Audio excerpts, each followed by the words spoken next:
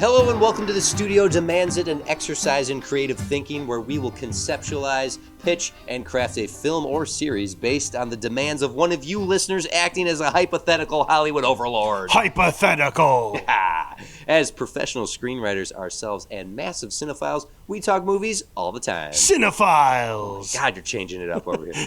We'd like to believe that we could meet any demand thrown at us. We will be your screenwriters for this episode. I am TC DeWitt, and joining me, as always, is Jim Hopscotch Berzelic. Jim. How'd you know? Hopscotch. How did you find that out? You have an old world vibe to you. Like I see you as a man who you're always skipping, you're always throwing down rocks and I knew I had to tell. Yeah, that's your hopscotch. Did you ever play hopscotch? Yeah.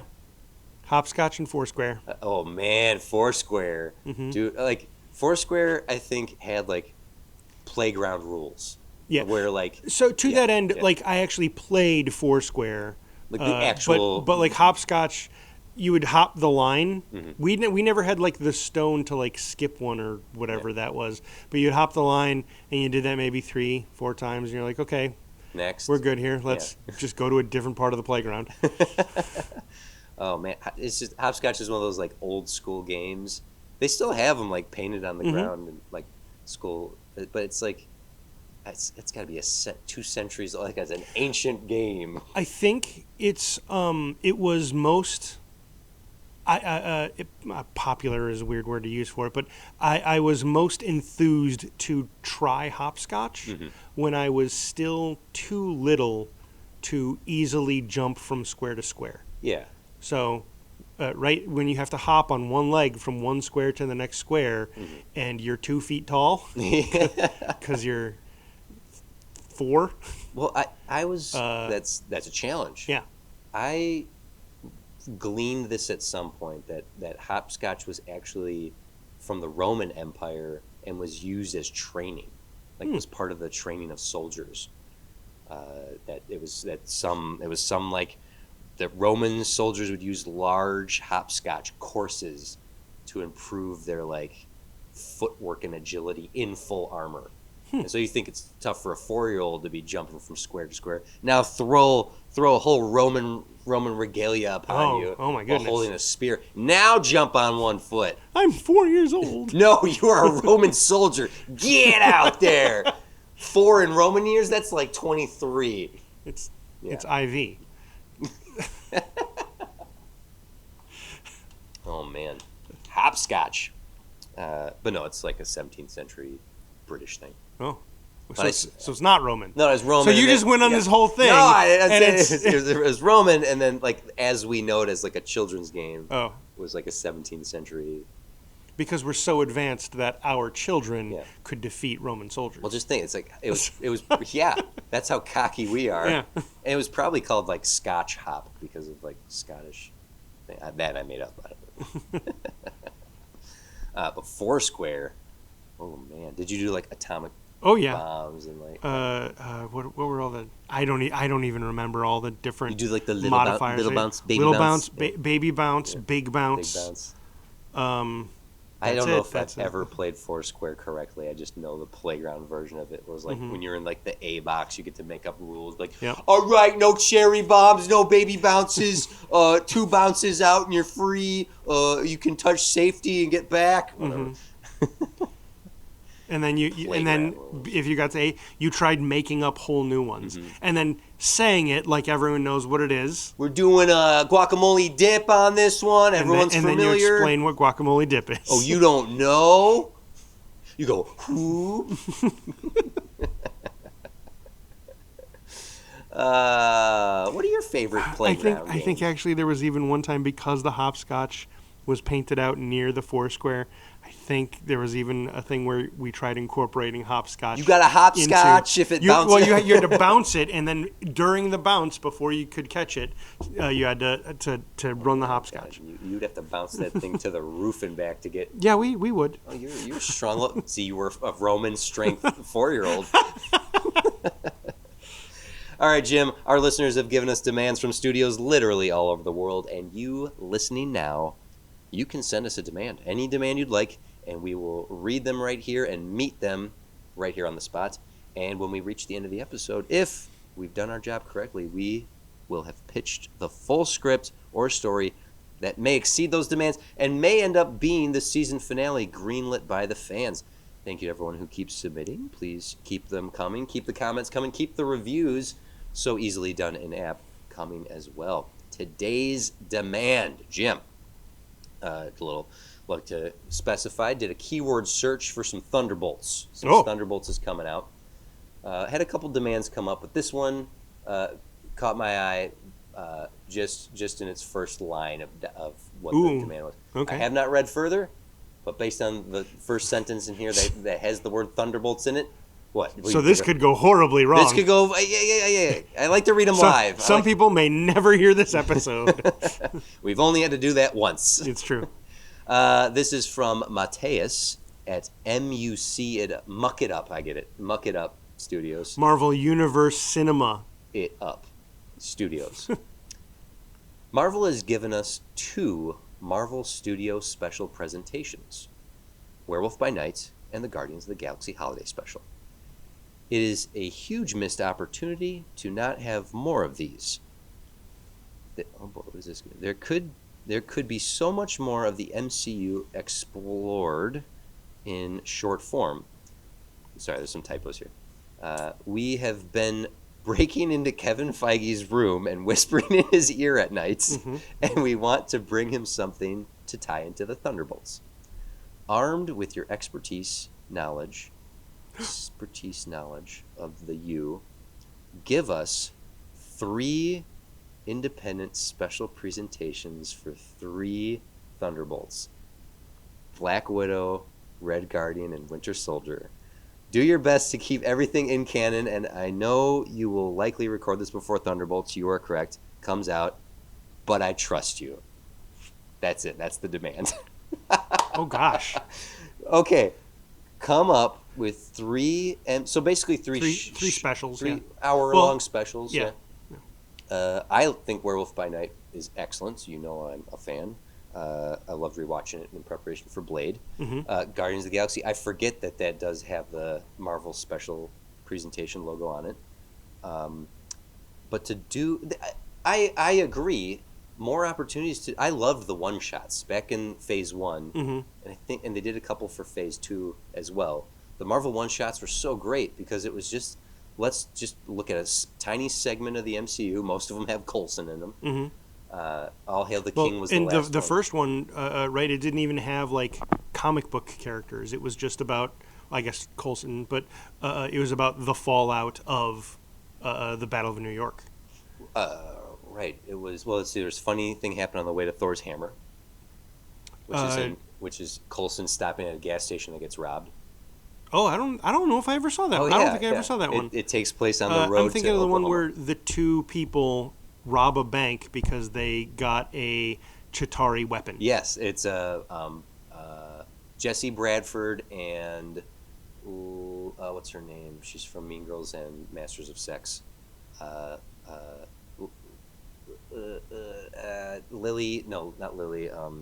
Lizzie. Lizzie Kaplan. Yeah, it's Lizzie Kaplan, and then Coulson's not in that either. It's Titus, whatever his face is, and he's anyway. It was the prototype for Agents of S.H.I.E.L.D. as a show. Sure, yeah. Then there's the Agent Carter one, which was the prototype for her show.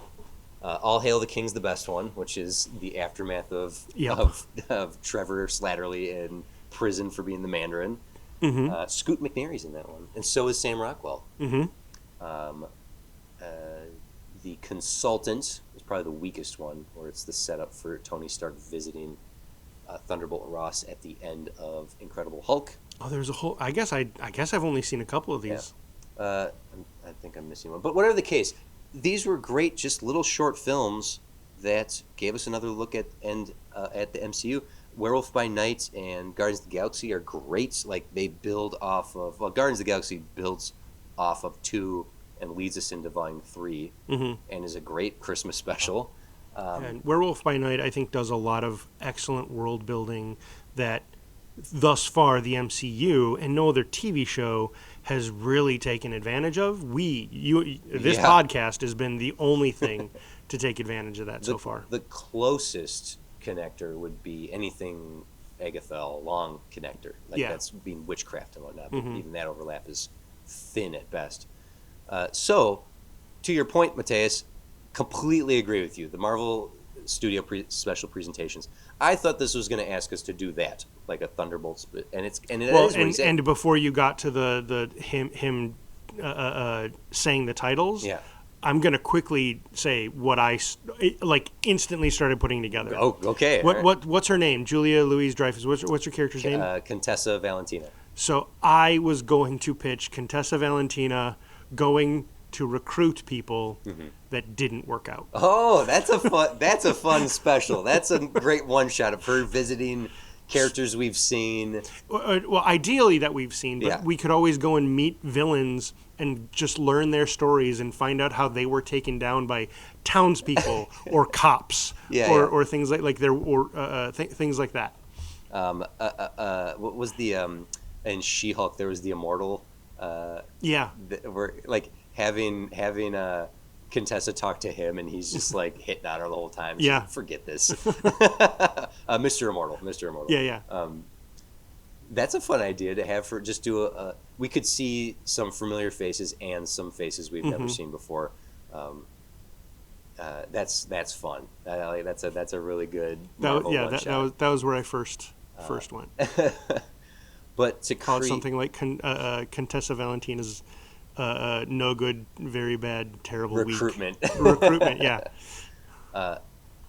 The notion. So what we've been asked to, and she could sell of like anyone, right?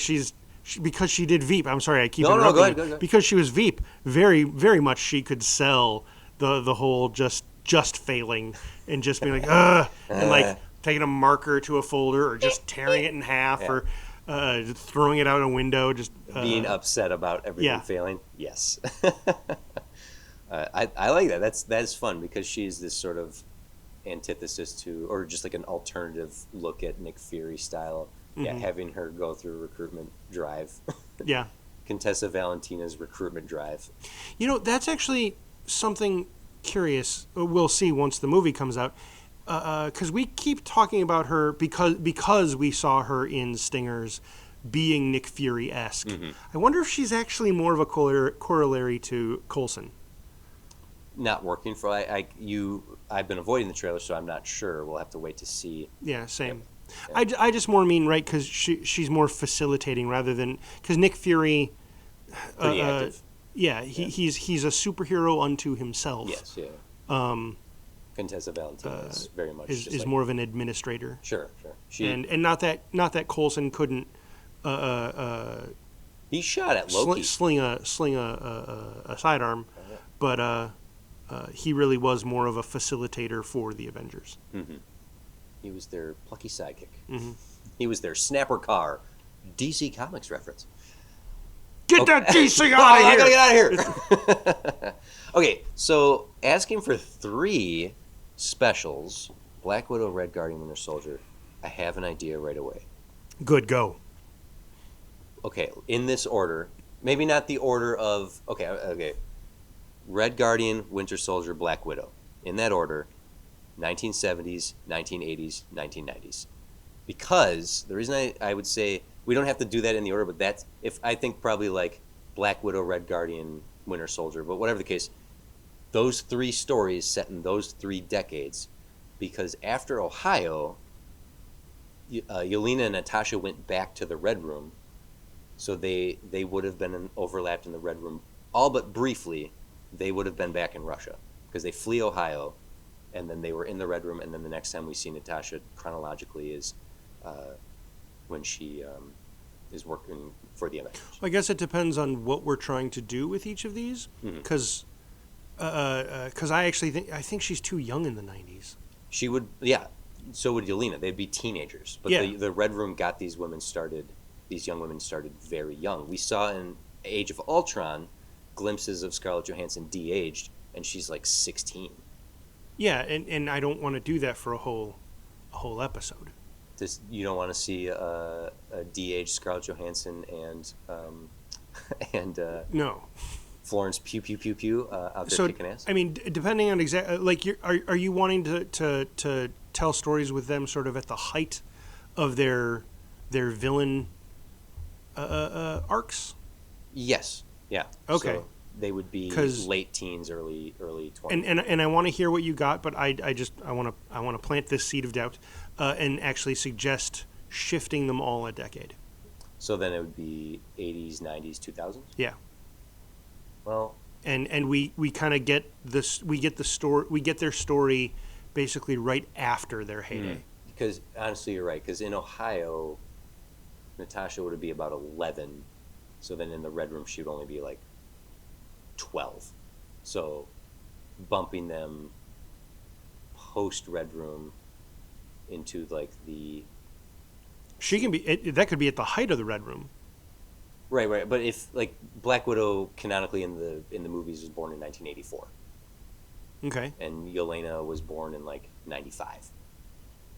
So getting them to fight in age proper, what year does that put them in? 2008. 2008. Okay. Which doesn't work because in 2008 she is on. Well, maybe it does, but Black Widow's on the verge of being. Maybe. So in Black Widow, canonically, the end of the Red Room training for Black Widow was 2005 for Natasha. So like the Red Room training period would be 2005. Yeah. Which means she was picked up by the U.S. not long after that. Yeah. Because when is Iron Man 2? She would have defected in 2005, around the time she was 21. Okay. Yeah.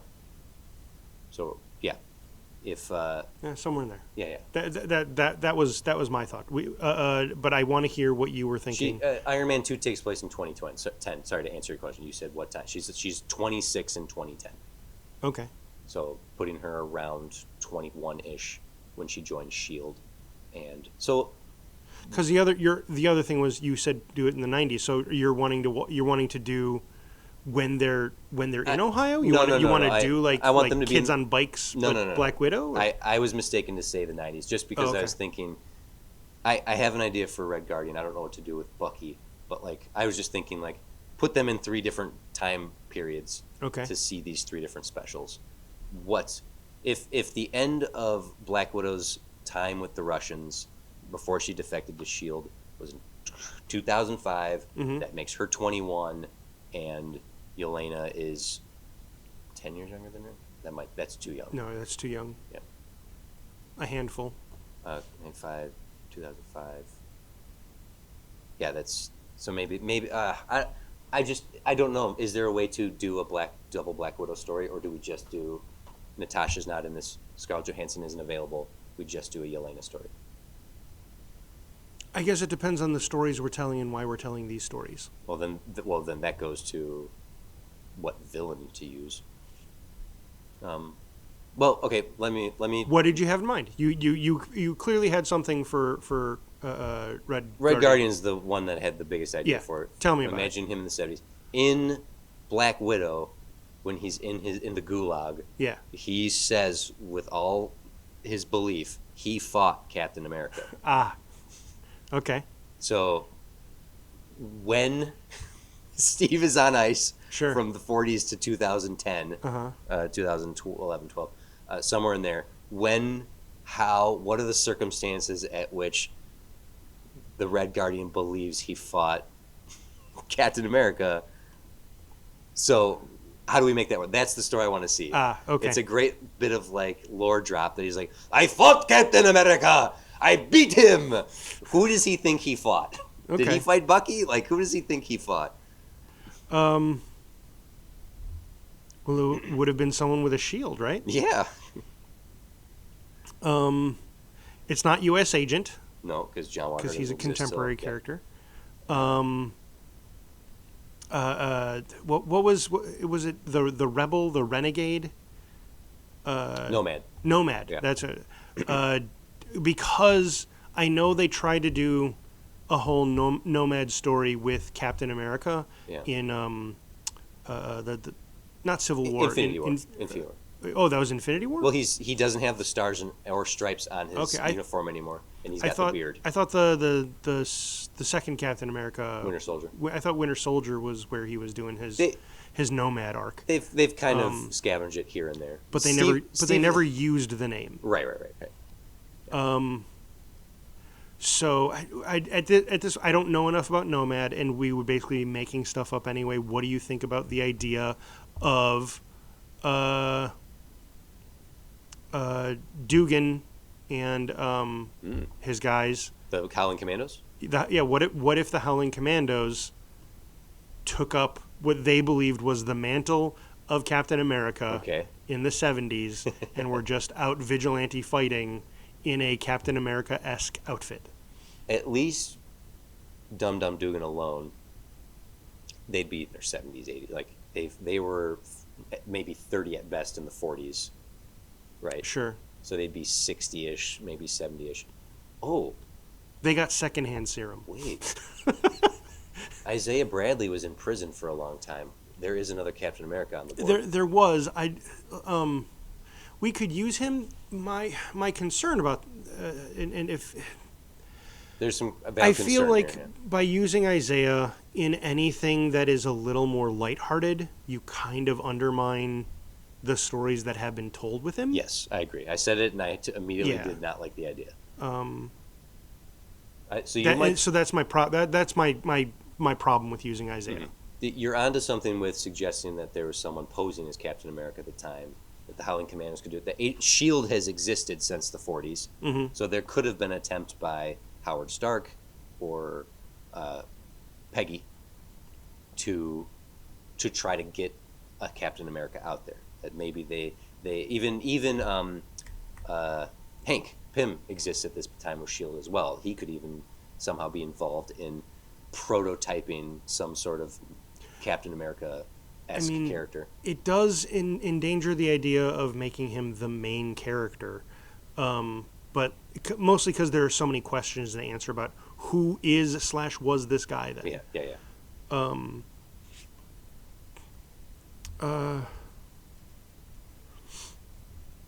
It's so okay, but now I'm thinking about it. Okay, what if it is a U.S. program, and it's actually a mantle that was handed off between CIA agents? You know what? I'm just realizing. Or this is Marvel. It wouldn't be CIA. It would be S.H.I.E.L.D. Yeah, I'm realizing there might be someone already in canon. Well, in non-canon, that was a Captain America analog, and it was the dude in Agents of S.H.I.E.L.D. There was I think we're trying way too hard. Yeah. The movies actually give us the answer, and I don't think we can make. Here it is. Here's the answer. I think that the movies actually have. I think he did fight Captain America. Okay. I think he fought Captain America when Captain America went back to return stuff. Okay.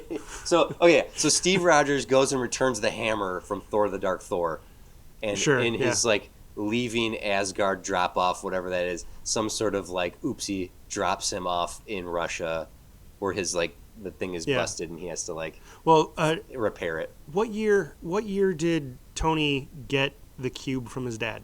Ooh, in Endgame. Yeah. What what year is that? Was because it wasn't all the way back in the 60s. Yeah. When did Stan Lee flick off I feel like that was the 70s. I feel like that would be the spot to put it in. Right, because they'd send Red Guardian in to steal something from the Americans. 1970. Yeah. Perfect. Ooh, that's a bit early. Right, 1970, not 1976 or 8. Mm-hmm. It's 1970. Now the thing is that is the Red Guardian actually that old? The Red Guardian, because he was imprisoned in the 90s. So when was he born, right? Mm-hmm. Because he might be a young man fighting older. Well, in 1970, I think he might be too young. Well, let's find out canonically when he was born. Around 1945, 1950 is his estimated birth year. So he'd be 20-something. Yeah. The prime of his life. He was a hero of the Cold War, active during the 70s and 80s, He was already a seasoned Russian agent and the answer to Captain America before being sent to Ohio. So yeah, he would have been. I don't know if thus. I understand that 1970 is a part of the 70s, but I don't know if 1970 is the 70s. It's literally the year. I know, but are you looking for the aesthetic of the 70s? Not necessarily. I think I'm getting way too specific. Yeah. So he was already the Red Guardian. Like when you say you went to college in the 90s. Ugh, I didn't though. I went in the 2000s. You started in 2000? Yes. You're a bad example. I went to college in the 90s. That doesn't mean I went in 1990. Okay. I get what you mean. But in order to, if you want Steve Rogers to fight the Red Guardian, it has to be in 1970 in that pocket of time when he's returning the Tesseract. And I do. Okay, then that is when he has to fight him. So a 20-something Red Guardian is going to go toe-to-toe with actual Steve Rogers Captain America. Yeah. Okay, can we get Chris Evans to do this? Doesn't matter. He already said yes. yes. We can. We can. Okay, so here's the story. The Red Guardian fights Captain America. How does that happen? Do they send Red Guardian on a mission to infiltrate the base, and it's bungled when Steve Rogers literally shows up? Yes. Awesome. So what are they there? So they're infiltrating shields at that military base, yeah, because something's going on. They're abuzz there. They have some sort of item that. Oh man, I just thought of like. Go ahead. Next well, they have some sort of item that that the Americans are throwing, or all sorts of that's getting them all riled up, and Mother Russia needs that. Mother Russia shall have it, you mean? So he's going to steal the Tesseract. Yeah. Oh my God. And he shows up and it's not there, and he turns around and Steve is there like, to put it back, and because no one else on the base yet knows it's missing. Right. So the Red Guardian would be the only one who might have a clue, but when that happens, he wouldn't think, "Oh, it's missing." He would think, "Oh, Captain America took it." Yeah. And what I love about this is watching them beat the crap out of each other while trying not to be spotted. So constantly just fighting and tumbling through hallways just as people come around the corner. Like the farce of these two fighting really, really hand to hand, like some really, really cool fighting. And then it's fun dialogue like, "Why don't you alert your American friends?" Because I don't have. I'd rather not involve any of them. Yeah. Oh, there you maybe go. I fight all of you at once, and he keeps going for like. And he tries shutting him up. He's like, shh. Oh, Captain America cannot handle my beautiful Russian voice. You cannot silence me. You capitalist swine. Yeah, that'd be so fun. Captain America wants to keep this fight quiet the same way Russia and America want to keep the Cold War quiet. The Cold War is here now, Captain America. I've been waiting to face you. Yeah. Oh my God, getting some young actor to get to be young David Harbour would be so much fun. Yeah, and just having I think that's really why I was hoping for the later 70s to actually just get David Harbour. Okay, I see. Yeah. We could de-age him. They de-aged a 70-year-old Nick Fury. And most of the time he's in his suit anyway, so he'd have a mask on. Okay. So we can have a stuntman do all the work. That's true. So Red Guardian Alexi's given a mission. You're going to go to America, have him traveling America, talking about the capitalist swine, get to the base, throw the gear on. Call it something like Behind the Star-Spangled Curtain. Yeah, I like that. He gets in to steal the Tesseract. It's not there. He turns around. Steve is standing there like, well, this is awkward. They fight. How does this end, right? Like, I think it ends like he gets the cube back where it needs to be, and basically gets it turned around in such a way that he gets the cube back and alerts the base so that they turn and they see the Red Guardian, and Red Guardian has to abort his mission. I've been caught. Your Captain America cannot stop me. Who? Or America? his story is that he beat Captain America, right? Yeah, he claims to have beat him. That he. Yeah, I mean, everyone. Oh, we've heard this story a million times in Gulag. Yeah. You fought Captain America. So that'd be the trick is just spinning it in a way that he doesn't get the Tesseract. He just says he says he's fought Captain America. He didn't say he beat him. Oh, he didn't? I don't believe so. Let me transcript it real quick. Black Widow transcript. You have to talk while I do this. No, I'm going to think silently here on the mic and just hope everyone can hear the ticky-tack of your keyboard. No, I think... yep. I think we got it. I think we nailed it. Yeah. One and done. So I have the nuclear codes. But they are this is Lexi's story from... Okay. So I had the nuclear codes, but there he is. Captain America. America. Finally, the Red Guardian time has come. I grab hold of his shield and face to face. It's the test of strength. Oh no. Oh, ah, ha, ha, ha, ha. That guy think he going to beat me. Anyway, the shield, that is certain with him. Like a precious baby blanket, I use my advantage. I take it. I push him out the window. And I make my escape, huh? What year was this? I don't know. 73, 74. I don't remember. Captain America was still frozen ice then. Are you calling me a liar? That's it. Okay. Cool. That's easy enough.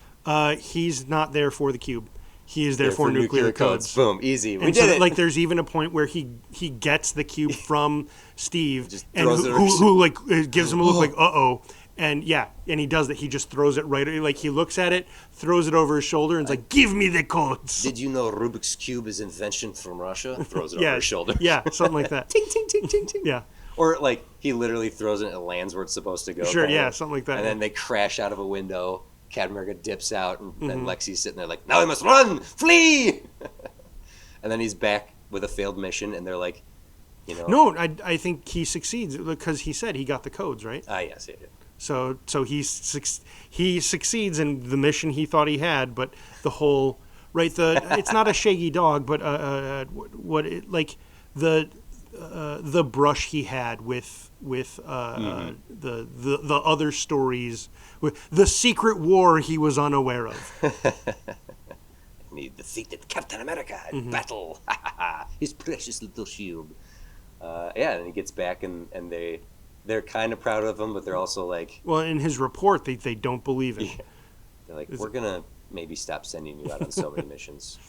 I mean, he doesn't go to Ohio till the 90s, but sure. Yeah. Right, because they use him for the next... 20 years. Yeah. There we go. Lexi's big day. Okay, so we can talk Black Widow again, or we can talk Winter Soldier. With Black Widow and Winter Soldier might be an opportunity for him to face off against a hero. What If was fun because they had Winter Soldier and Red Guardian go up against Goliath, Lawrence Fishburne's character. Oh, okay. So we could have Winter Soldier go up against like Ant-Man and the Wasp. Sure. Depending on if Lexi's fighting in the 70s, we can I want to put Winter Soldier either in the 60s or the 80s. Oh. Just not in the 70s. Let's put him in a different. Yeah. I was place. thinking 80s or 90s. 80s or 90s is fine. Just wherever we put him, we have to then put Black Widow in the 2000. Like I think honestly, the Black Widow story to tell is probably her last mission before she defects. Bucharest, which is where her and Hawkeye. Oh. Like they cool. Yeah. I was like, oh, you and I remember Budapest very differently. Bucharest. You know what I mean? Yeah. But for Winter Soldier, either having him face off against a Marvel hero or villain we haven't seen before, or like a young Ant-Man and Wasp. What sounds more appealing to you? Because we just did a heist of a facility. I think Bucky being sent on an assassination is probably it's more in line for what he was used for. I am more often more excited by introducing new characters. Great. Okay. Yeah. So I would rather not do Ant-Man and Wasp. I love those characters, but We've seen them. I don't want to just continue de-aging characters. I don't want to do de-aged Michael Douglas and Michelle Pfeiffer. Yeah. You said you want to do this in the 90s? That was my thought. Okay. It could be the 80s if there's something aligns there. I'm just trying to start. I'm going to start racking my brain here, thinking like canonically what we have. Right, like who else was contemporary to Ant-Man and Goliath, and such. In the MCU. Mm-hmm. Oh boy. Or no, in the Marvel universe. Like the comics. I see what you're saying. Yeah. Gosh. Well, let's see. So Nick Fury, Captain Marvel's in the 90s. Winter Soldier could not fight Captain Marvel. He'd be obliterated. Yep. Hank and Janet's. Are there any alien characters that Hydra might have come across? Not drawing from S.H.I.E.L.D. Let's see, there's well, if we're thinking from the comics, some of the active characters, once in a while in canon, are the Parkers. Nope. No. What, Peter Parker's spy parents? You don't like Peter Parker's spy parents? I hate it. What about, okay, wait. What about a mutant? Someone like Forge or like Magneto. So the X-Men, Winter Soldier versus the X-Men? Or at least Wolverine. No. See, what we Wolverine makes more sense, right? Because another immortal. No, it's not just that, but I'm thinking along the lines of what would Hydra do? When would they activate the Winter Soldier? And it would be often for a political thing. Weapon X was a Canadian program, so it would have been Hydra trying to mess with the Canadian government and politics. So that doesn't have to be Wolverine because there are other people. Because it could be like anyone from Alpha Flight. Yeah. Ooh, now we're talking. Having him fight like the Wendigo or Puck. What is that? What you're giggling at? Is watching Winter Soldier fighting Puck. Winter Soldier fighting Puck. Yeah. He's only slightly shorter than Wolverine. Canonically. Ooh, comic book accurate Wolverine. But you said the 90s, right? I'm such an idiot. What? For years, today I realized that Puck is a reference to hockey. I always thought it was a reference to Shakespeare. Essentially, yes, that character, that roguish Shakespearean character. It's a reference to hockey. Yeah. I'm an idiot. Because he's little. He's a little Puck. But he's really tough. He's just a tough as nails Puck. He sounds like someone from Letterkenny. Oh, God. Oh, hey there, you metal-armed hoser. Oh, God. You come to Canada, you got to mess with the Puck.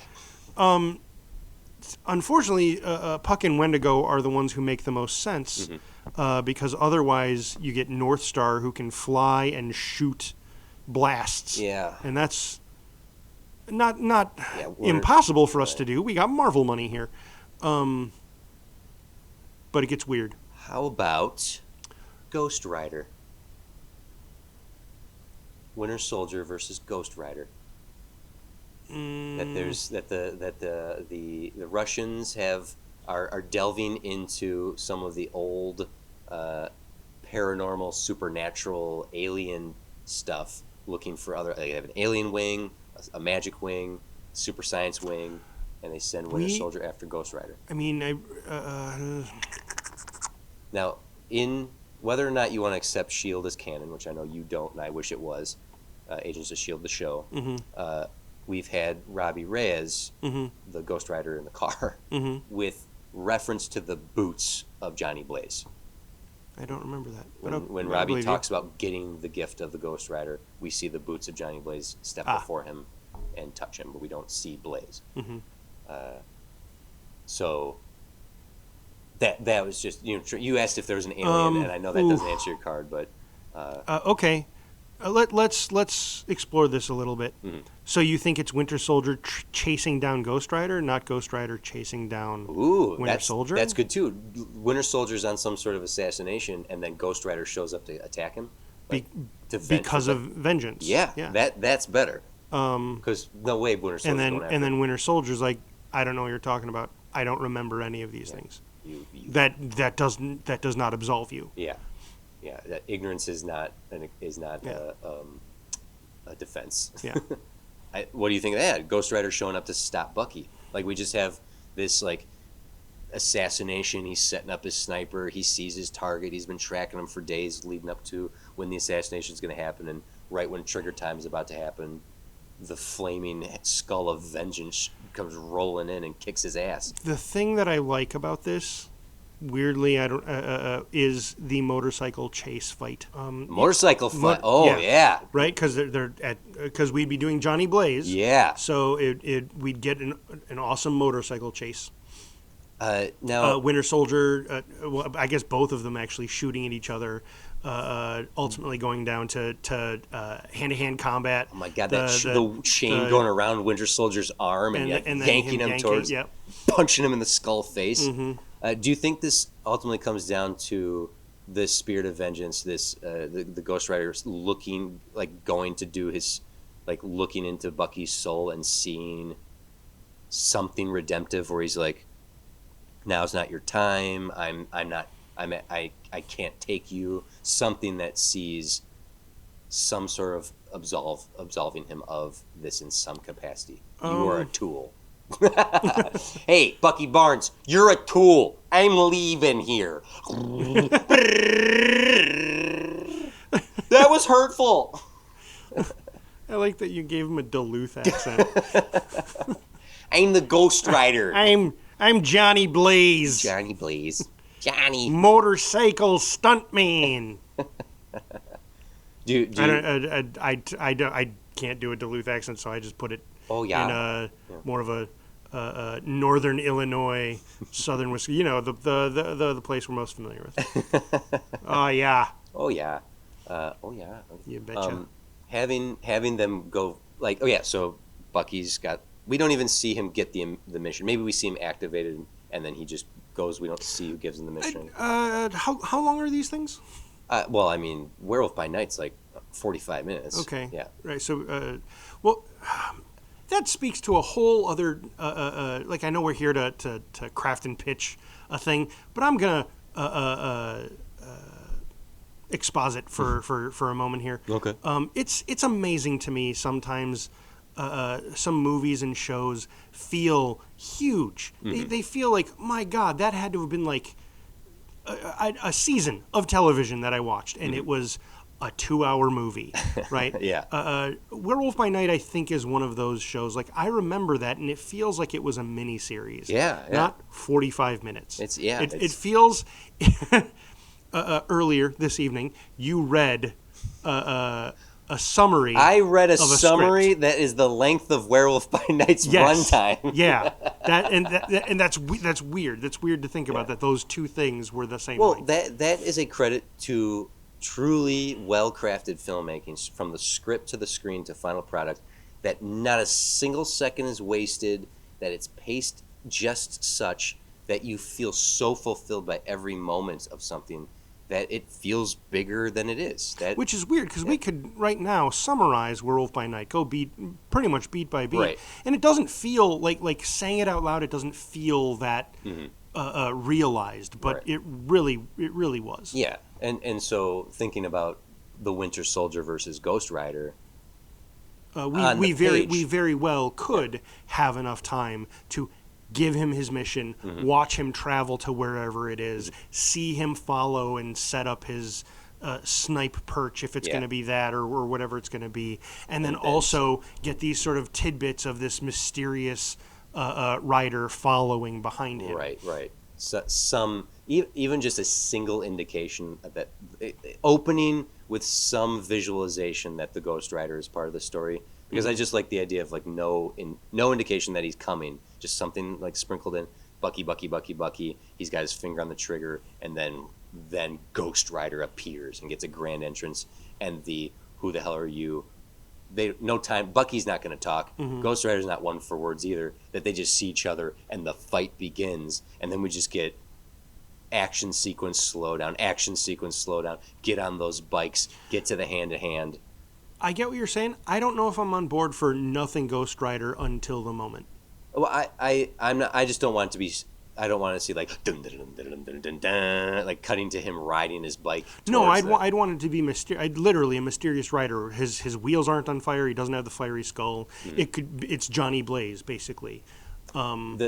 Yes. Up yes. until the moment. Yes.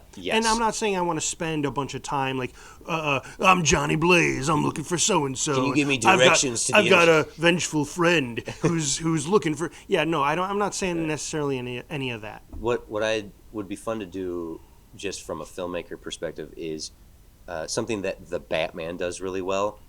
Is the Batman, the Robert Pattinson one, has a bunch of establishing shots that are actually story beats, where you look like you think you're just looking at an establishing shot of a building, but in a second view, and you go, oh, it narratively was showing us the stadium that sure. they are going.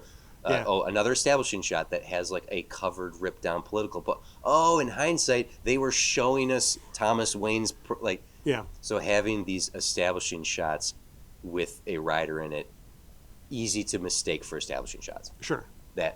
We're. I'll still and I know this goes further, but I would be willing to go as far as the equivalent of the rider with no name from Raising Arizona. Sure, yeah. Because he is shown a lot more once he's brought in, but it is much more mysterious and ominous. And this being set in the 90s, Raising Arizona's from '87, but giving this a 90s aesthetic is also a lot of fun to be had here. So, motorcycle fight? Yeah. Absolutely 90s. Get not having this look like a John Wick action sequence, but filming it kind of like Death Proof. Like if Quentin Tarantino's Death Proof could be sort of a template for the gritty. That's more like exploitative years, like 80s, but that idea that it would be filmed like a 90s action sequence. Yeah. There's a lot. That's cool. Yeah. Johnny listing Bucky's sins, and Bucky's like, I don't know what you're talking about. Mm-hmm. Every time Bucky is confronted by someone who tries to get to him, we've seen it. It starts getting through. His mind isn't so mush that when he's really pushed to the point of acknowledging his mind wipe, he kind of starts seeing through it. Yeah. So I think Johnny punishing him, actually, sentencing him. If it's the Ghost Rider who's actually listing his sins, that probably you could say that would pierce through any of the conditioning, because it's literally him speaking to his soul. Like Bucky coming out. So then, do you like that idea when it's time for the vengeance, that Ghost Rider hesitates? Bucky could even be like, "Do it, I deserve it." I think I don't know if I'd call it hesitation. I think it would basically be more like that: is he doesn't run from his sins, and that doesn't absolve him. I like Ghost Rider. I don't know him well enough to know if this is something Ghost Rider would do. Sure, we can make it that way. But Bucky even be going, if everything you just said is true, and I did all that, do it. I deserve it. I don't want to be that anymore. End me. And Johnny. No. Johnny seeing something. Well, at that point, Johnny's not in control, as far as I know. It's the rider, yeah. So maybe Johnny comes through and takes over and shuts the ghost down for a moment to just so it's speaking man to man. Mano. Wait. Mano y mano. Man to man. But doesn't mano mean hand? Mano y mano. Man oh man. Man oh man oh man. Right? Because Manos, hands of fate, is hands, the hands of fate. Hands, the hands of fate. So mano y mano is hand to hand. Sure, we're off topic. Teaching ourselves Spanish the worst way possible. Before the penance stare is given, I think... Because the penance stare destroys the person that's being... It forces a victim to relive all the pain and suffering they've caused on others multiplied. So it works. Okay. Now canonically, it works best on the guilty, and it doesn't work on soulless beings, and the pure of heart. It doesn't work on them either, and it has not worked on.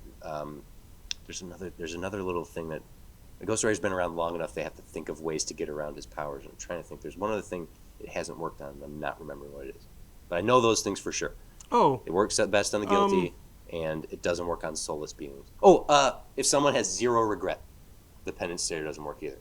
If they're like completely without regret. Oh, that's terrible. Well, that's one of the more newer ones that they added. No, right, because we know enough about psychology to know that really terrible people don't feel regret. Yeah.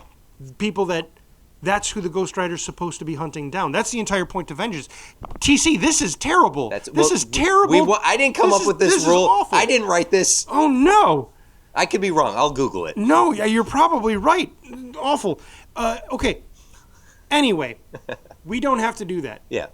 He sees through, and he sees that Bucky has been brainwashed, and that the true soul of Bucky has not wanted to do any of this. Yeah. And he says, you are not the guilty party. Yes. And drops him there. Or the chase leads back to wherever Bucky's pickup point is, and his handler is there, or something to that end, and Ghost Rider turns and burns out his handler. Yes, exactly. Whoever we open the movie with Bucky getting activated by someone reading the notebook, who sends him on his mission.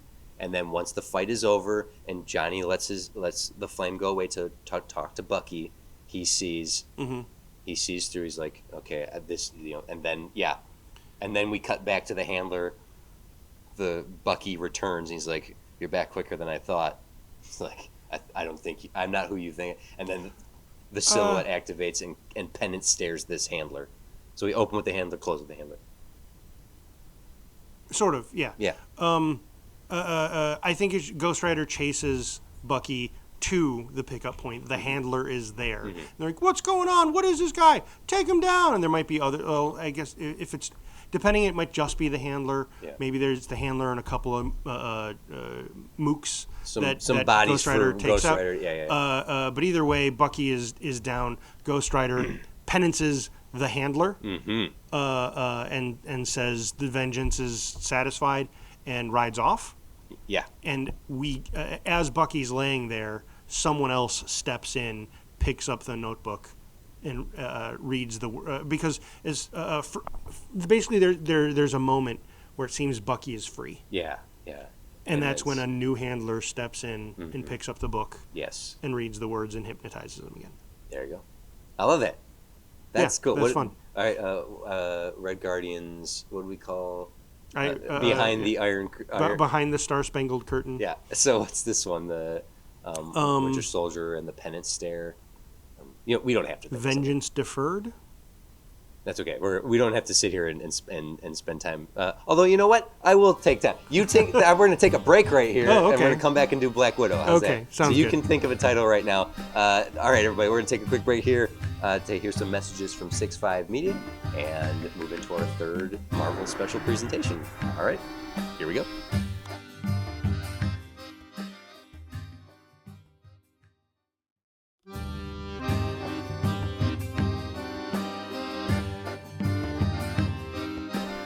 All right. You had 5 minutes. Do you have a name? Nothing I'm really happy with. Okay. What about Guilty as Sin? Winter Soldier, Guilty as Sin. I don't mind that. That's kind of fun. It's a funny thing happened on the way to Thor's hammer. Artifact 43 or whatever it was. Long Live the King, or All Hail the King. Guilty as Sin feels within the realm of the Marvel one-shot titles. Mm-hmm. Werewolf by Night and the Guardians of the Galaxy Holiday Special. It doesn't give us a lot to work with. So I think Winter Soldier, Guilty as Sin, that's kind of... And plus it's a 90s. It's a 90s, I'm putting finger quotes up. Guilty as Sin is it's sort of like a Hard Target, Under Siege, Steven Seagal sounding title, right? It probably is the name of a movie from the 90s. Steven Seagal is Guilty as Sin. So I don't mind Guilty as Sin. Okay. That is just the right amount of cheeky, I think. So... we have got a Red Guardian. We have got ourselves a Winter Soldier. Would you present these in this order? Like if these three specials existed, so then the last special is Black Widow. I'm realizing my mistake. We should be just focusing on Yelena, and we have a whole lot of time to play with. Was that the demand? Well, it was Black Widow. It didn't specify Natasha. It said the Thunderbolts. Okay. Is Yelena Black Widow? She is a Black Widow, right? Okay. They're all Black Widows. Were they? I didn't remember that. Yeah. But that's probably right. That's fine. Okay, let's do Yelena. So it has to be. We'll go even later then. I say, right, mid-teens. Like 2010, around the time of Avengers. Because as of we haven't seen Thunderbolts yet. So as of this is what we know. She was born somewhere around 89, 90. Based on her age in Black Widow. So she's around 6 at the beginning of that movie. And in 95 they returned. The Ohio mission fails. In 95 she's back in Russia and put into the Red Room program. And then she's in that until the 2020s. Till 2016. Oh. She becomes their top agent. Yeah. She's global. She's mind controlled. She's freed from the Red Room in 2016 in Morocco. She was? She's sprayed with a red dust antidote. You remember that well. I thought I didn't think that she was freed of it until after the Black Widow movie. She explains when she's freed to Natasha. Oh. We see it in because she kills one of the widows who's under mind control.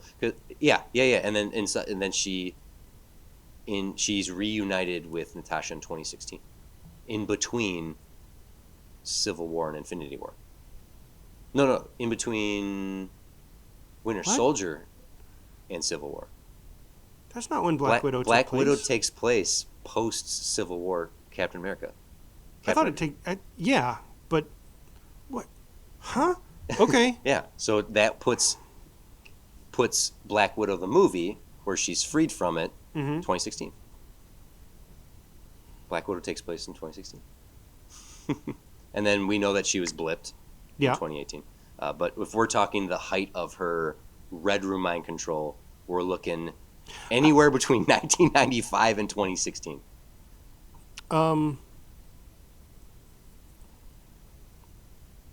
Okay.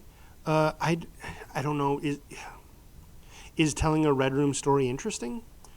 Well, we've seen the Red Guardian sent on a mission.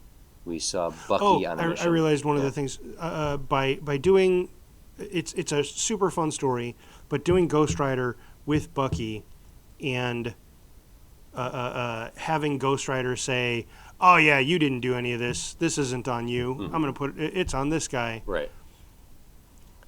Do you feel that kind of undermines Bucky's emotional journey? Because Bucky still feels guilty. Like it's a huge motivator of his character after Winter Soldier. Well, how about this? That's a fair point. How about he has a moment, like a glimmer of like realization that causes Johnny Blaze to hesitate, just enough for Bucky to be like, snap back into it, knock Johnny Blaze in the jaw, jump on his bike and race away to get back to his base camp. And when Johnny Blaze chases him down, he doesn't find the Winter Soldier. He only finds the handlers. So Bucky gets away. No, Bucky shouldn't get away because we got to put him back in his timeline. Okay. And he doesn't get freed until after Winter Soldier. Then I say we can leave it. Okay. So anyway, back to Yelena. Black Widow, the solo movie, takes place in 2016, in between Civil War and Infinity War. Okay. So 2016 is when Yelena was knocked out of her program. She was deprogrammed. Now, you had asked, is seeing her on a Red Room mission worth it? Like, is that the way to go?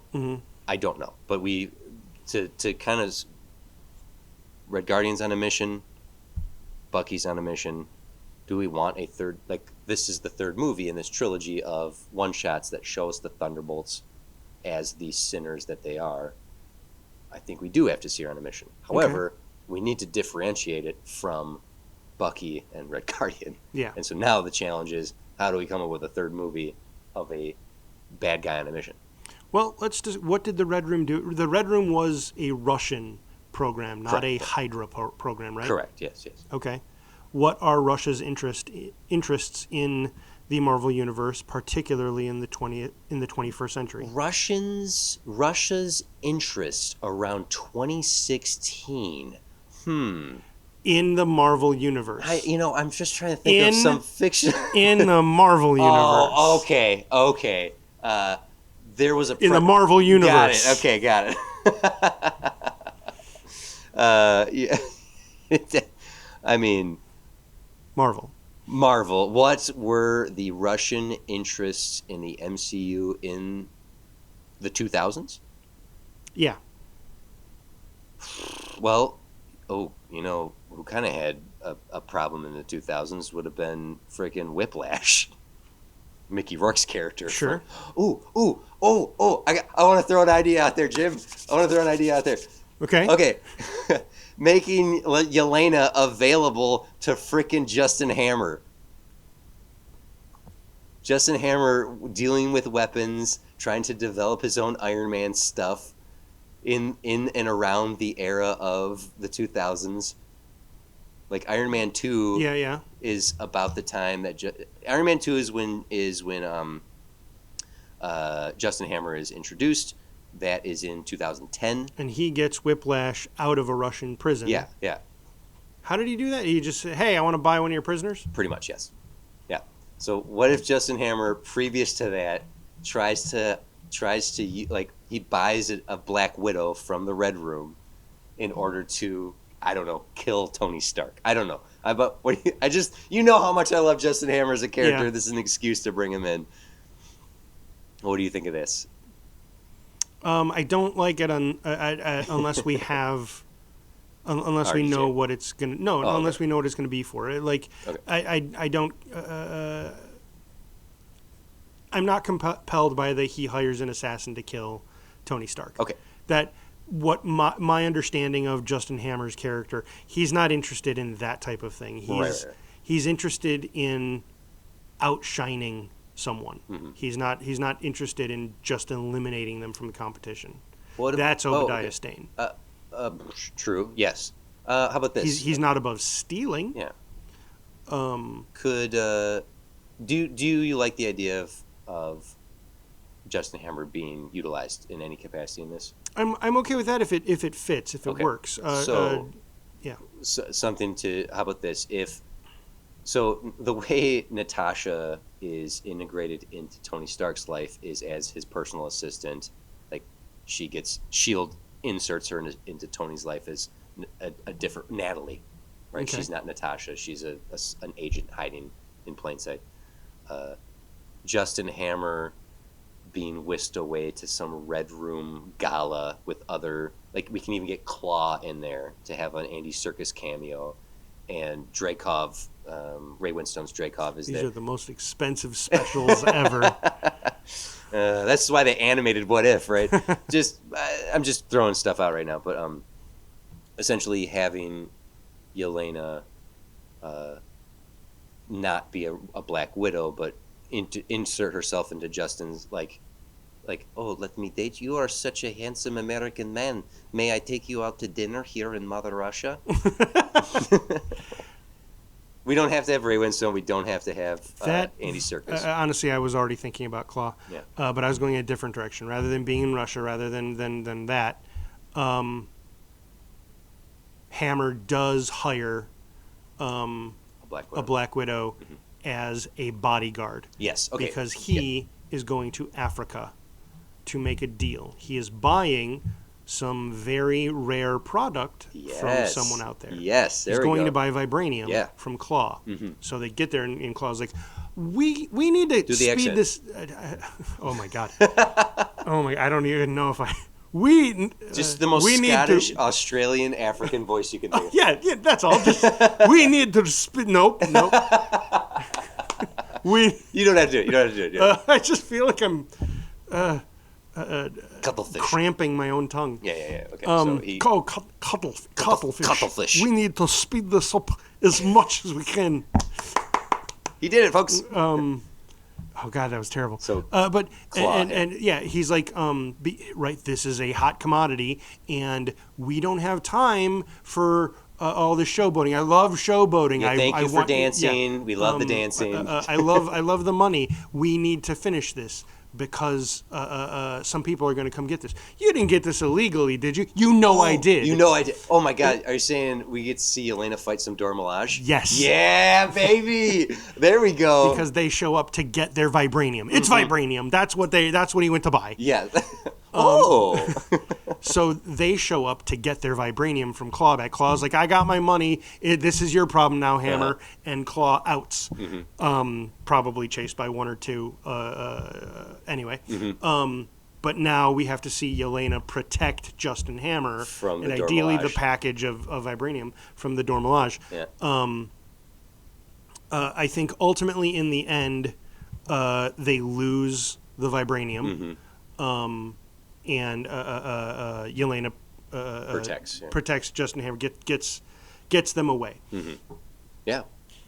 I realize those are very broad strokes. I mean, this is mostly an action scenario here. Yeah, it's just one big action scene. You could take at least 10 minutes to set up the Justin Hammer with Yelena. Yeah.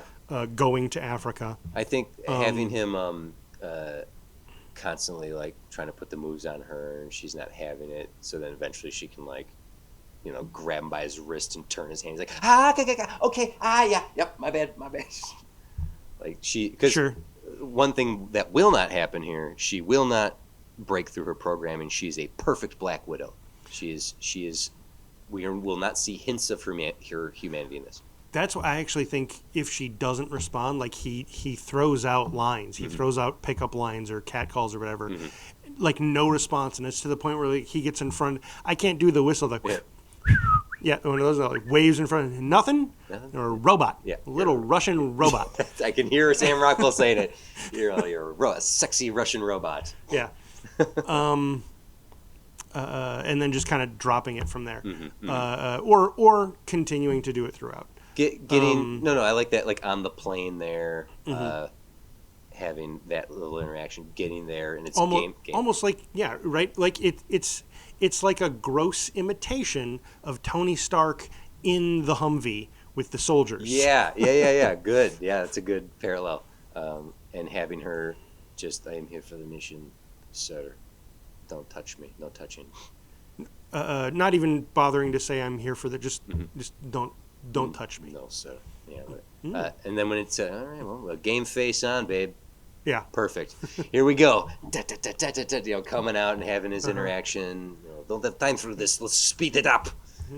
And then. Holy cow! Even raw, these rocks look good, don't they? She loves them. Yeah. That kind of stuff. And then the Dormelage come tearing in, and it's like, it's your problem now, Hammer. Yeah. And he GTFOs, and Hammer's like, do your job, protect me. Like, first he tries to sweet, like, ladies, this was a simple business transaction. I have a receipt. And they're like, you're not leaving here with that material. It's like, I paid good money for this material. I am leaving, and my friend here is going to make sure that happens. It actually might even begin with him offering, like, the first thing that happens, they show up and he offers to buy their tech. Oh, I like what I see. I know that's like just one or two lines of dialogue but like because they have high tech stuff. Yeah. Like, I can sell that. Yeah. I'm gonna say this, but I hate it. If Sam Rockwell's unavailable for this, we can get Walter Goggins' character. So he tries to buy their tech. He tries to sweet talk them for whatever minute or two that takes, and they're like, "You are giving us that, or we are taking it, but you are not leaving with it." And then the action begins, and Yelena is set to work. Yeah. And fighting them. And now, taking a moment, is it fulfilling enough to see this Yelena short film? It's more of a Justin Hammer short film because he has so much personality. I'm not saying that I don't already. I think this is a great idea. I'm just wondering, is there anything more we could potentially add to Yelena? The risk here is making it feel like the Bucky episode. Yeah. Right? And ultimately, that is a problem. That it doesn't have like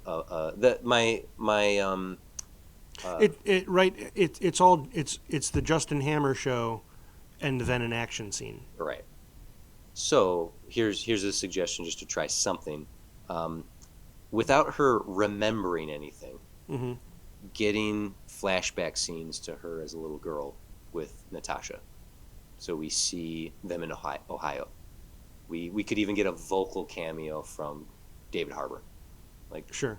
Girls, what are you doing down there? They're playing Nintendo or whatever. That we could tell some small kids on bikes. It's so funny. I went back to this. Holy shit! That we get some sort of adventure with Natasha and Yelena as little girls in Ohio. Some little building a fort in the woods that someone steals all the wood from. So then they go on a little mission in the woods to get all their material back. Something juxtaposed. Or they go to steal the material to build their own fort. Yeah. Even like stealing it from a construction site. So they're like, or stealing it from, where they shouldn't be. Like a juxtaposed story of Yelena, the little girl, with Natasha being involved in some sort of theft. What's right, what's wrong, what's right, what's wrong, right? And then seeing the modern day Yelena, who is a robot. That gives us something of Yelena that we ideally, if it balances right, you feel kind of sad to think like, man, what's inside her head right now that she doesn't know is there. And then it is similar to Bucky, someone who's been mind wiped. I actually wonder if they'll address that in Thunderbolts when Winter Soldier and Yelena speak to each other. Bucky and Yelena are both people who were brainwashed. Maybe that's something that will be addressed in the movie. So it's just shades of similarity of Bucky, that she is someone who doesn't have her memories. But in this case, we actually get to watch this cute kids on bike adventure, and we get an 80s story. Or no, this would be 90s. Like we cover all the. Yeah, what do you think of that? What do you think of that? Like having a juxtaposed story. That's actually a really. For the people who tune in for screenwriting tips, that's actually a great idea for how to when you want to have a character who is way more stoic and doesn't really reveal a lot on camera, by doing a flashback like that, that does all of your heavy lifting in that regard. That's a great trick. Yes. I'm glad I did a great trick. So we have. Go ahead. Right, because the entire thing is, it's not just two stories juxtaposed. It suggests that's what she is thinking about as these things are happening. Deep in her subconscious, those memories are still there. Basically, we pull a Lost. Yeah, yeah, that's exactly what we're doing. Yeah. In the Justin Hammer story, she gets him away safely without the vibranium, which he's pissed off about. In the end, yeah. In the end, and he could even be like yelling at her, and that's when she finally like lays him out. Like if he gets to like whatever, he like crosses the line, she just pummels him to the ground and says, "My mission was to protect you. You're still alive." Right. Her mission wasn't to save the product. Her mission was to keep him alive, and that's what she did. She succeeded in that. Yeah. And then in the kids' story, what's the end of that? What do you think? Are they stealing from a construction site from adults? Are they stealing from other kids in the neighborhood? I think they're stealing from other kids in the neighborhood who are stealing from a construction site. Okay, so that sort of the Natasha rationalizing it, like, they already stole. We're stealing from someone who stole. Maybe, I don't know if that juxtaposes nicely, because the Dormelage have every right to. The Wakandans have every right to the vibranium. But, having them steal from some boys, and in the end, do they return the material, or do they build their fort? It could end, or it might not even matter where they got their supplies. What about they actually abandon it? It literally parallels it. They abandon their supplies, but the others, whether they're the boys or whatever, continue to give chase, and they're going to beat up Yelena, but Natasha stands up to them, or takes the beating for her. Yeah, stands up for her and probably gets a little bruised in the. But in the end, they help each other. She saves her sister. Yeah. And maybe some cute little revenge in the end, where they do get a victory out of it, where they build their fort out of something else. Maybe. Sure. I'm actually thinking. It's not bittersweet. I guess it's just kind of bitter. The sweetness is the memory, and the way the memory ends is they're still together. They're proud of each other, even though they lost. Yeah. And they go home and they have a family dinner. Yeah. Now I realize I'm wanting to bring in Rachel Weisz and David Harbour for a cameo. No, we Muppet Babies it. We only see them from the neck down. but we get to see them like have a family dinner. And the way that speaks to the I don't really know how it necessarily speaks to the Justin Hammer situation. Right. So maybe that's not it. If we want to mirror I like the idea of it ending with basically, I'm basically trying to end it like a kids on bikes story. Right. And the way to do that is Yelena sitting in the lunchroom of the Red Room, whatever the cafeteria type situation is, and then cutting to her sitting at a table with her sister, with the suggestion you made earlier that deep down, these are the memories that she is holding within her heart, whether she knows it or not. Oh, that's sweet. That's sweet, Jim. What is this? Black Widow and the Hammer. Well, you think of that. No, all right. So I'm just going to look over at the demand real quick here. Let's go back over to Mateus. All right, Mateus. 3 specials: a Black Widow, a Red Guardian, a Winter Soldier. Do everything we can to keep things in canon. I don't think we did anything that disrupts canon. I hope not. I don't think so. Having Hammer involved is fun. Pre-Iron Man 2 Justin Hammer, so he hasn't gone to prison yet. I think the closest is possibly having a moment where Bucky truly feels absolution. Right. Even if it's just briefly. And having Red Guardian and at the hands of a flaming skull. You are not guilty of these crimes. Thank you. I accept my forgiveness from you, oh ghostly rider. Ghost Rider, I like that. We will know when Thunderbolts comes out if we've maintained any sort of canon here. So, Mateus, you'll have to let us know how we did. Jim, did you think of a title yet? No? Okay. Well, what I'm going to do here is begin the wrap up. I'm wrapping. I'm spinning. I'm revolving around the idea of every problem's a nail when you're a hammer. I'm thinking about the hammer and sickle. I'm trying to find something playing around with those. Everything's a hammer. Everything's a hammer. That's like everything's drum. When you're a hammer. Yeah. Hammer time. Ellipsis. Hammer time. You want to do hammer time? Too legit. Too legit to quit. Hey. Before I wrap it up, and you can keep brainstorming. Let's just think. We have John Walker, Ghost, and Taskmaster are the 3 other Thunderbolts. And Bob. Sorry for any spoiler for people who avoided all the trailers. There's apparently, and he's a mystery on purpose, but there's someone named Bob. But knowing those 3 others are in, I don't think there's anything. John Walker's timeline is pretty small between Falcon and Soldier and now. I don't think we can get one of these. Ghost. Same. Is not entirely. We have a good amount of time for Ghost to be off doing something.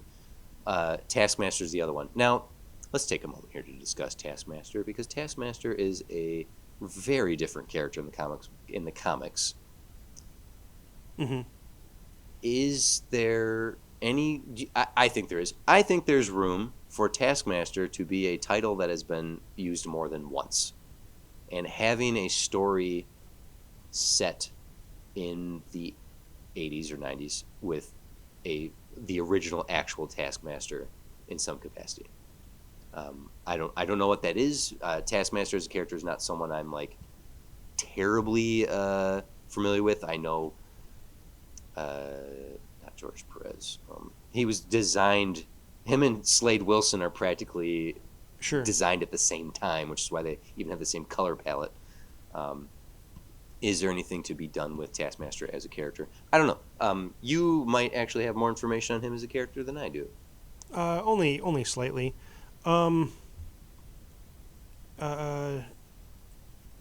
He's a guy. He's a guy with a mutant power. I believe it's a mutant power to be able to replicate any maneuver he sees someone else do. So he can't shoot optic blasts. That's called an eidetic memory. Yeah, that's correct.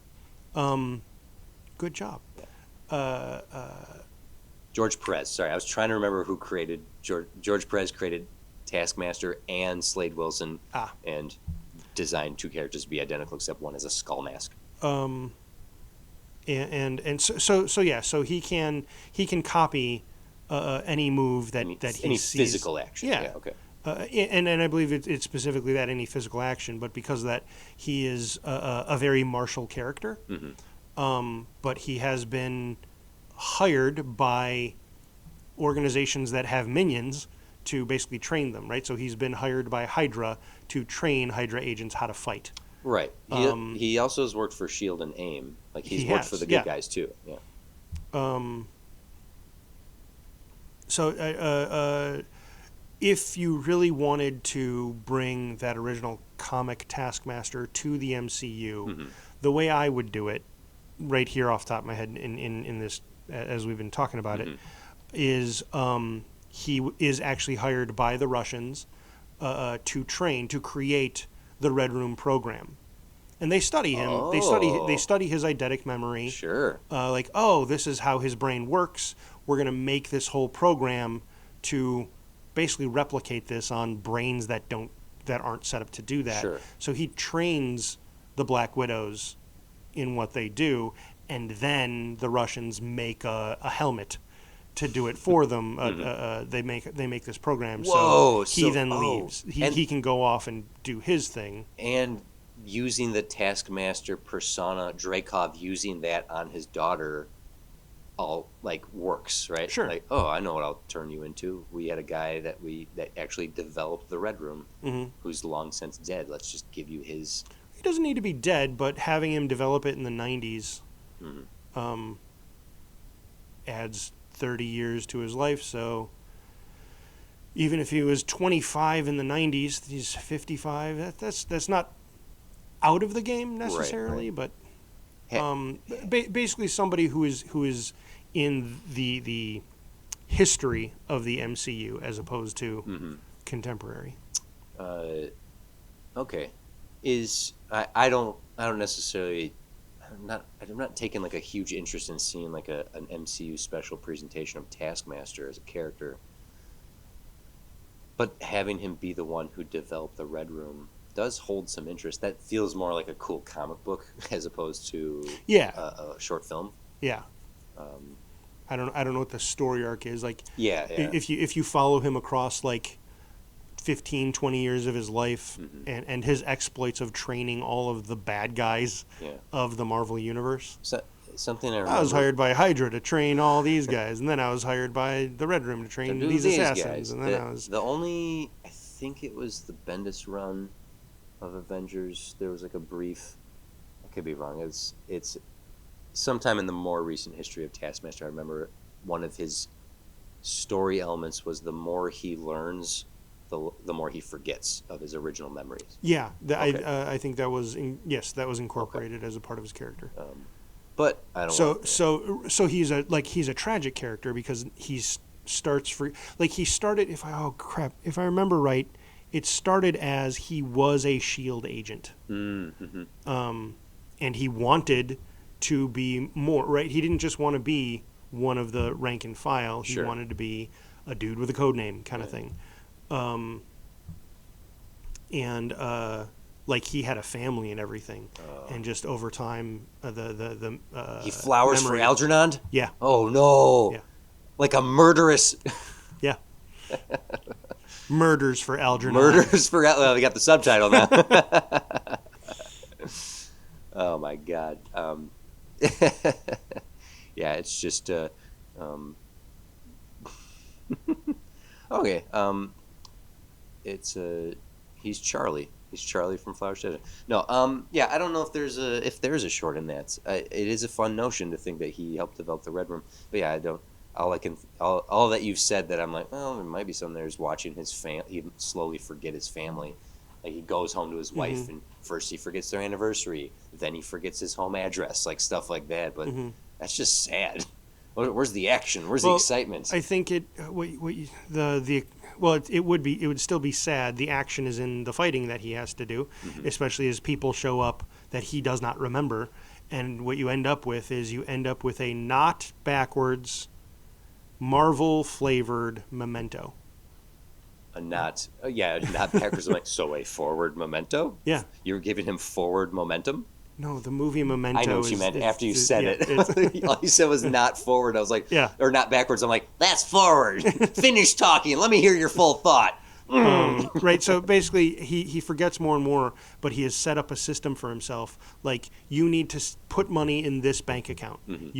So he tries to make sure to remember the things he wants and needs to remember. Like Jason Bourne. But he kind of keeps forgetting, he forgets the important things. Yeah, yeah. In doing it, but like he keeps saying, I don't know why I need to put $5,000 in this bank account every month, but I do for his family because I have this note or tattoo or whatever. So Guy Pearce has already been in the MCU. He can't do it. Stop suggesting him. My bad. He was Killian. He was. Yeah, and he was Killied in flames. Killied in flame. I still don't have a name for Elena's. Her Black Widow story. Hammer time. It's hammer time. Hammer time, baby. Justin Hammer. Hammer, hammer, hammer. Hammer and nail. The gods must be vibranium. Hammer and sickle. Sickle and hammer. Well, hammer and sickle. That is the Soviet emblem, right? And you did suggest that to begin with. Yeah. Maybe that's just Black Widow, hammer and sickle. Okay. Because she's the blade and he's the hammer. She's the hammer and the blade. Yeah. Yeah. A nice little brief conversation about Taskmaster there, but yeah, I don't think there's a story there. And Ghost, there's so little to work with anyway, and her story has been explained. Okay, she was experimenting. Yeah, It would be okay. Let's tell an interesting one of her bank robbery stories. Nothing there. So, really, it's characters like those that I feel if we were to take Taskmaster and put him against Daredevil, okay, now we got something here. We got these two characters who have conflicted emotions and memories and fighting similar fighting styles. And now we have something interesting to do by just taking another character with Ghost robbing a bank, having her have, or maybe just some sort of. Well, and there are plenty of heroes that it would be fun to put them up against, but then it becomes a much bigger thing, right? We can't just do. And I'm not saying we do. We can't have like, just this fun little Disney Plus special that cost $15 million to make. Yeah. Where Tom Holland reprises Spider-Man stopping Ghost from robbing a bank. Right, and that's why. Like, as cool as that would be to watch a phaser go up against Spider-Man. Web slinger, yeah. Or an eidetic copier go up against Spider-Man. Just basically anyone going up against Spider-Man. Spider's-Mans. Yeah. Hey, do a flip. Yeah, right. And I'm not suggesting that. I'm saying as far as comics go, when a character is this type, I don't like comics like these necessarily where it's like, oh, let's do a mini series about Bane or Sabretooth. Like, I don't need that. For the most part, I don't like I say that, but then I end up reading one and like, no, actually that was really good. But also, right, even a mini series, you can tell just a fight scene in a comic book. It's 22 pages. It's even at 6 panels a page, 22. That's 100 some panels. Right. But you still like one comic is Wolverine fighting the Hulk, right? So that's not a whole movie. Right. That's maybe an episode of television, a 22-minute episode of television. Right. So I don't think we have a Taskmaster or Ghostess, and we weren't asked to do one. We were asked the three big characters, and I think we got it: Red Guardian, Winter Soldier, and then Black Widow. And this would be a cool trilogy of stuff with a whole lot of de-aging tech on everyone involved. We got that Disney money, okay? And you know the only thing Disney money can't be spent on? Getting rid of that eyebrow dye job on Thor in the first Thor. You got the money, fix it. You know, I learned I think it was last week, that She-Hulk is one of the top 3 most expensive TV shows ever made. Yeah. What a shame. I really enjoyed She-Hulk. So did I. Yeah. Didn't think it ranged up there. It's because they got Mark Ruffalo. They had to pay for Mark Ruffalo. I thought it was Scar. Oh God, that's the worst effect in the whole episode, the whole show. Oh my God. All right. Well, okay, everyone, we're gonna wrap it up here. Mateus, you gotta let us know how we did, but how you listening? How do you think we did? You can hit us up if you agree, disagree. What'd we miss? How'd you like to expand this? What would you call Yelena's episode? Hammer time. You can message us directly at studiodemandsit.com or on Instagram at studiodemandsit. Find the post for this episode and feel free to comment there. Weirdly enough, most of the people who comment on Instagram are people who say they don't like our ideas, but that's fine. You're feeding the algorithm anyway. If you're not already, you can subscribe to us on wherever you might be listening to this.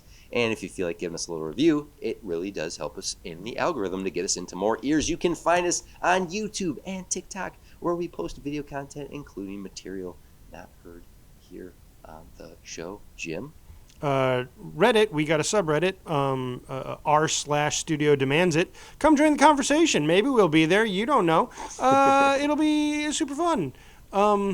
Good time. We'll all talk together. Or come on Discord, where we are doing the same thing. You can join us there by going to our website, studiodemandsit.com, and at the top of the webpage there is a permanent link for an invite to the server. Overlords! Overlords indeed. If you are not aware, we have a Patreon for a couple bucks a month. Couple bucks a month.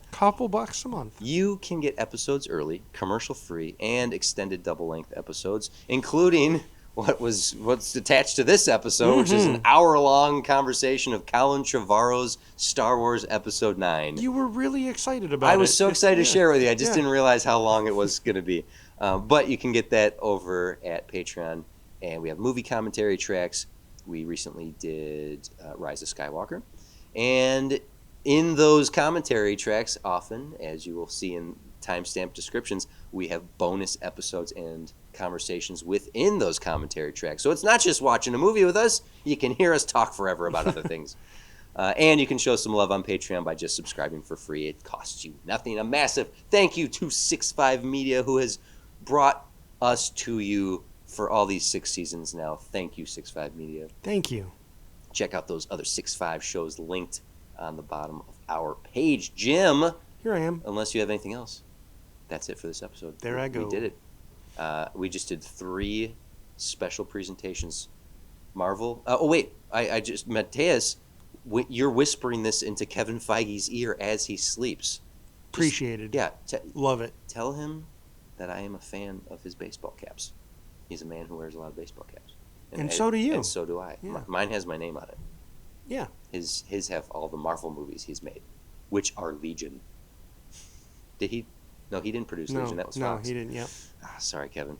But yeah, whisper these ideas to him. Anyway, that's it. Thank you so much. I will be back again soon. And bye. to do another one of these demands for you folks to do what we do. Bye-bye. I don't know why I'm saying it like that. Bye-bye. What's Russian for goodbye? Das Vidanya. Das Vidanya.